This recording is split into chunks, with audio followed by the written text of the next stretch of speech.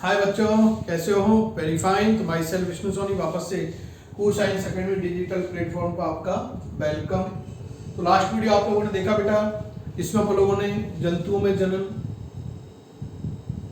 जंतुओं के अंदर जो जनन है वो हम लोगों ने डिस्कस किया था कि जंतुओं के अंदर जो जनन है वो दो विधियों के द्वारा होता था, अलैंगिक जनन और लैंगिक जनन के रूप में। हम लोग फर्स्ट मेथड यहाँ पर अपन लोग जो डिस्कस करते हैं वो करते हैं अलैंगिक जनन। तो टॉपिक आपके क्या चल रहा था बेटा? जंतुओं में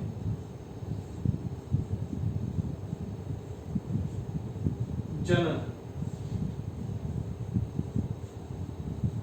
रिप्रोडक्शन इन एनिमल्स, ये आपके टॉपिक चल रहा है।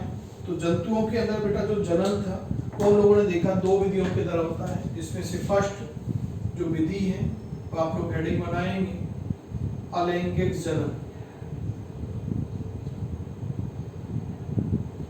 अलैंगिक जनन, एसेक्सुअल रिप्रोडक्शन। क्या होता है अलैंगिक जनन आप लोग जान चुके हो, क्योंकि इसके बारे में तो लोग पहले ही डिस्कस कर चुके हैं। तो अलैंगिक जनन की बेटा यहाँ पर आप लोगों को परिभाषा नोट करनी है। तो परिभाषा आप लोग क्या नोट करोगे? मैं भी बोल रहा हूँ उससे तरह से आप लोग नोट कर सकते हो, या पुराना आप लोग देख के वहां से नोट कर सकते हो। तो हम लोगों ने कहा था कि ऐसा जनन जो अलैंगिक रचनाओं के द्वारा संपन्न होता है, ऐसा जनन जो अलैंगिक रचनाओं के द्वारा संपन्न होता है क्या कहलाता है? अलैंगिक जनन कहलाता है। हम लोगों ने कहा था कि अलैंगिक जनन जो होता है उसके लिए एक दूसरी परिभाषा भी हम लोगों ने लास्ट टाइम बोली थी कि इसके लिए हम लोग बोल सकते हैं कि ऐसा जनन जो बिना युग्मक संलयन के, बिना अर्धसूत्री विभाजन के संपन्न होता है, उस जनन को अलैंगिक जनन कहा जाता है। तो दो परिभाषाएं आप लोग नोट कर सकते हो। क्या करोगे नोट? मैं वापस से रिवाइज कर रहा हूँ, आप लोग नोट कर लेना। ऐसा जनन जो अलैंगिक रचनाओं द्वारा संपन्न होता है अलैंगिक जनन कहलाता है, अथवा ऐसा जनन जो बिना युग्मक निर्माण, बिना युग्मक संलयन एवं अर्धसूत्री विभाजन के अभाव में संपन्न होता है अलैंगिक जनन कहलाता है। चलिए बेटा यहाँ तक नोट। उसके बाद आप लोगों ने डिस्कस किया था लास्ट वीडियो में कि जो जंतुओं में अलैंगिक जनन है वो कई विधियों के द्वारा संपन्न होता है। जिसमें से पहली विधि आप लोगों की क्या बनानी है? आप लोगों को वो थी आप लोगों के विखंडन या खंडन। विखंडन बोले या खंडन बोले, अंग्रेजी टर्म पर लोगों ने लिखी हुई थी फ्रैगमेंटेशन। फ्रैगमेंटेशन, विखंडन क्या होता है बेटा? शब्द से ही बात करें अपन लोग, विखंडन, विखंडन का मतलब होता है टूटना। तो टूटने से इसमें क्या होगा बेटा कि ये कोई जीव शरीर है। अलैंगिक जनन की इस विधि के अंतर्गत क्या होता है कि ये कोई एक जीव शरीर है। ये जीव शरीर प्रतिकूल परिस्थितियों में जब इसके ऊपर कोई बाह्य दाब लगेगा तो उससे ये जीव शरीर अनेक क्या होता है? खंडों में टूट जाता है। अनेक खंडों में क्या हो जाता है? टूट जाता है, विखंडित हो जाता है। तो इसी विधि को कहा जाता है विखंडन। इसमें क्या नोट करना आप लोगों को कि जनन की इस विधि के अंतर्गत, क्या नोट करोगे? जनन की इस विधि के अंतर्गत प्रतिकूल परिस्थितियों में बाह्य दबाव के कारण कोई जीव शरीर अनेक छोटे छोटे खंडों के अंदर विखंडित हो जाता है। इस प्रकार से पैतृक जीव शरीर का अनेक खंडों के अंदर टूटना विखंडन कहलाता है। इस प्रकार से पैतृक जीव शरीर का अनेक खंडों के अंदर टूटना क्या कहलाता है? विखंडन कहलाता है, फ्रैगमेंटेशन कहलाता है। सामान्यतः विखंडन जो निम्न वर्गीय पादप और निम्न वर्गीय जंतु होते हैं उनके अंदर जनन की कॉमन मेथड है। सेक्सुअल रिप्रोडक्शन की सबसे कॉमन मेथड यदि किसी बात करें तो फ्रैगमेंटेशन होती है। 11th में भी आप लोगों ने ये बात देखी होगी। आगे बेटा अपन लोग बात करते हैं कि जो विखंडन है, ये विखंडन हम लोगों ने देखा था कि पुनः दो प्रकार का था। फर्स्ट इसका टाइप था वो था आप लोगों के बेटा द्विविभाजन। कौन सा बेटा? द्विविभाजन, binary fission. What is binary fission? Binary fission क्या होता है तो उसको भी समझे अपन लोग। इसमें क्या होगा बेटा कि ये कोई जीव शरीर है, ये कोई पैतृक जीव शरीर है।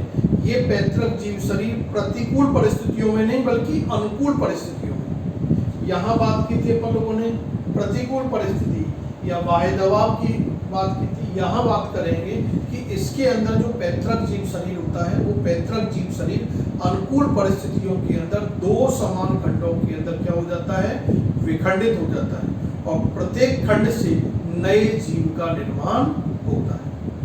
तो जनन की इस विधि को द्विविभाजन कहा जाता है।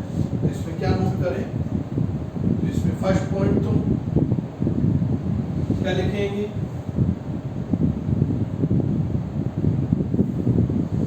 जनन की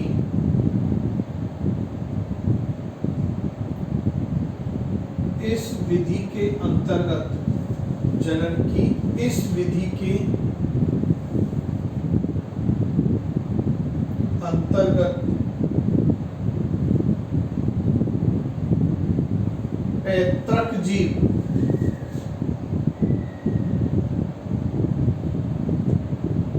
दो समान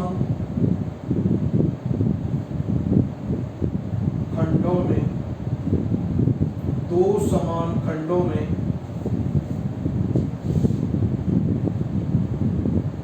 विखंडित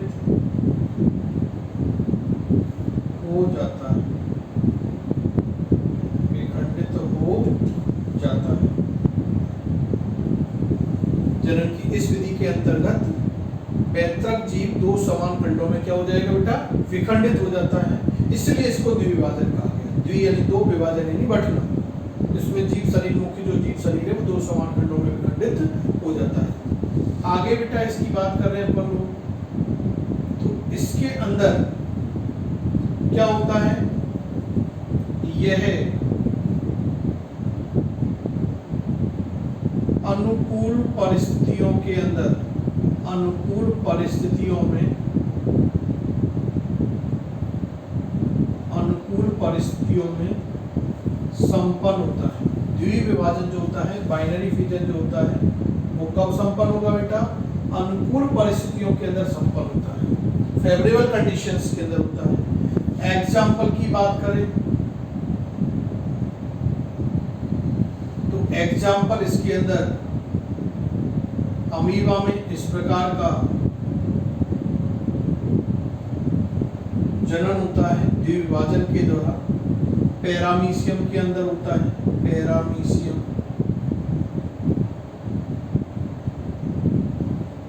युगलीना, जीवाणु कोशिका,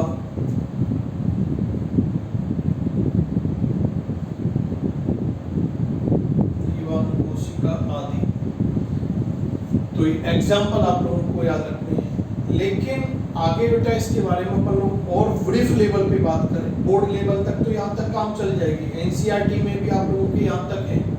लेकिन हम लोग इसको ब्रीफ में कि अमीबा में किस प्रकार का द्विभाजन होता है, पैरामीशियम में किस प्रकार का होता है, युगलीना में किस प्रकार का होगा, जीवाणु कोशिका में किस प्रकार का बाइनरी फिजन होता है। तो आगे द्विविभाजन को भी विभाजन तल के आधार पर, यदि फोर्थ पॉइंट यहाँ पर मैं नोट करूँ तो विभाजन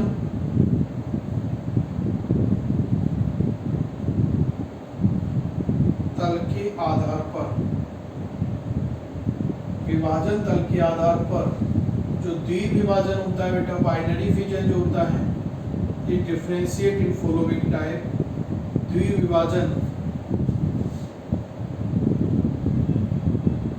अनेक प्रकार का होता है, अनेक प्रकार का होता है।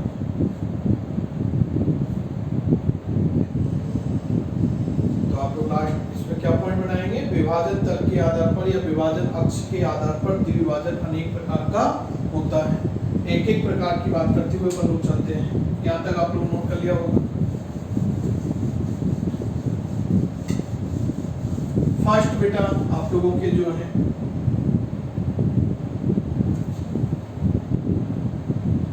वो है सरल द्विविभाजन। सरल द्विविभाजन, simple binary fission, simple binary fission,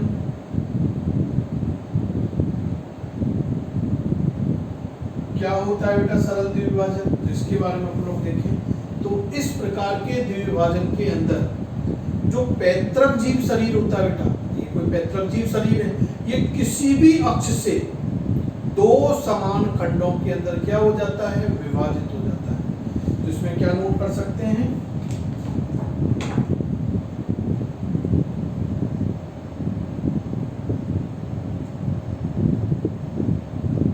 इस प्रकार के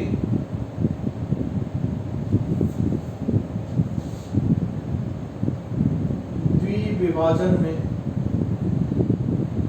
इस प्रकार के द्विविभाजन में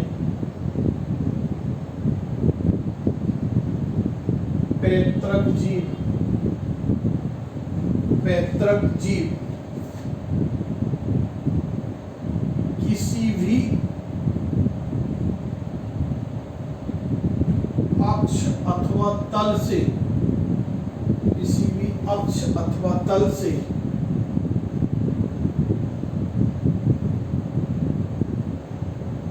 दो समान भागों में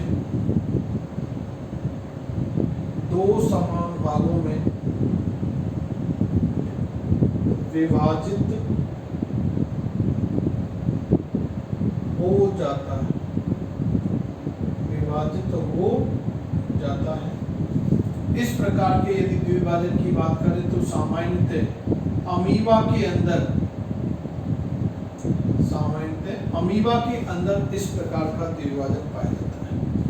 एनसीईआरटी की बुक आप लोग ओपन करोगे तो एनसीईआरटी की बुक के अंदर बेटा पेज नंबर आप लोगों के 5 पर, एनसीईआरटी की बुक के अंदर पेज नंबर 5 पर आप लोगों के इधर साइड में ये इमेज नजर आ रहा है, फिगर, ये आप लोगों के अमीबा के अंदर बाइनरी फिजन को रिप्रेजेंट कर रहा है। ये अमीबा के अंदर बाइनरी फिजन कैसे होता है, तो आप लोग देखोगे कि सबसे पहले ये अमीबा जो कि यूनिसेलुलर ऑर्गेनिज्म होता है, एक कोष के जीव होता है, उसके अंदर सबसे पहले उसका जो जीव द्रव्य वगैरह है, केंद्रक है, वो सबसे पहले इनलार्ज होगा, थोड़ा सा इनलार्ज होता है, धीरे धीरे और इनलार्ज हो जाता है, संकुचन होता है, संकुचन होने के बाद उसमें संकुचन नलिका का निर्माण होता है, और एट लास्ट ये दो डॉटर सेल के अंदर, दो पुत्री कोशिकाओं के अंदर ये अमीबा क्या हो जाता है, विभाजित हो जाता है। तो दो समान खंडों में क्या हो जाएगा, विभाजित हो जाता है।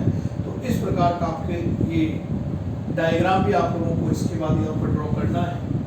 मैं इसलिए नहीं कर आपको यहाँ इमेज दिखा दिया, एनसीईआरटी की बुक में से आप लोग यहाँ से ड्रॉ कर सकते हो। तो ये आप लोगों को अमीबा में, क्योंकि नीट के एग्जाम में आपके पूछ सकते हैं इस तरह का कोई फिगर देके कि ये दे सकते हैं, या एक बुक देकर आप पूछ सकते हैं किसके अंदर या कौन से डिवीजन को या किस तरह के विभाजन के बारे में बता रहा है, आप लोगों के रिप्रोडक्शन के बारे में बता रहा है। तो ये क्वेश्चन आपसे पुटअप किया जा सकता है।